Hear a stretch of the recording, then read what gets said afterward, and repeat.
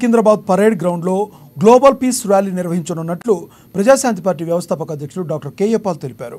Hyderabad Basheerbagh press క్లబ్లో ఏర్పాటు చేసిన మీడియా సమావేశంలో ర్యాలీ సదస్సుకు సంబంధించిన వాల్ పోస్టర్ను ఆయన ఆవిష్కరించారు.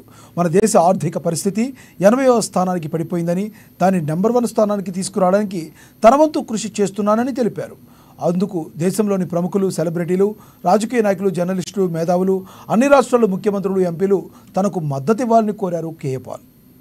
ప్రపంచ శాంతి సభ ఎకనామిక్ సమిట్ నిర్వహించడానికి డిసెంబర్ 3 ఇప్పుడు ముఖ్యమంత్రి తమ్ముడు రేవంత్ రెడ్డి గారు పరేడ్ గ్రౌండ్స్ లో ఈ సదస్సు పెడదాం, నేను ముఖ్యమంత్రి అయితే అంటే దానికి నేను మద్దతు ఇచ్చాను, ప్రజలు మద్దతు ఇచ్చారు, ఆయన మంచి వీడియో ఇచ్చారు. అలాగే బీజేపీ తరపుని పెద్దలు పరుషోత్తం రూపాల గారు, ప్రపంచ గ్లోబల్ పీస్ అంబాసిడర్, ఇప్పుడు ప్రెసెంట్ ఎంపీ, వారు కూడా పెద్దలందరితో మాట్లాడి మోదీ గారు, అమిత్ షాతో ఈ గ్లోబల్ పీస్ సమిట్ తరపుని ఒక అద్భుతమైన శాంతి సభ పెట్టడానికి ఆయన కూడా వీడియో ఇచ్చారు.